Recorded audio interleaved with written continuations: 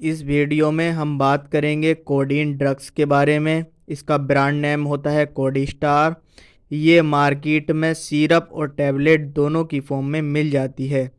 ये एक एंटीटैसिव ड्रग है। इसका यूज़ हम ड्राई कफ और पेन को रिलीफ करने के लिए करते हैं। ये एक वीक और शॉर्ट एक्टिंग ड्रग है। इसका एक्शन सिर्फ 1 से 4 घंटे तक रहता है। इसका यूज़ 12 साल से कम उम्र वाले बच्चों में ना करें। इसके कुछ साइड इफ़ेक्ट भी होते हैं, जैसे कि कॉन्स्टिपेशन, डिजीनेस, स्लीपनेस, फैटीग। किसी भी ड्रग्स का यूज़ बिना डॉक्टर की सलाह के ना करें। वीडियो अच्छी लगी हो तो लाइक करें, चैनल को सब्सक्राइब करें।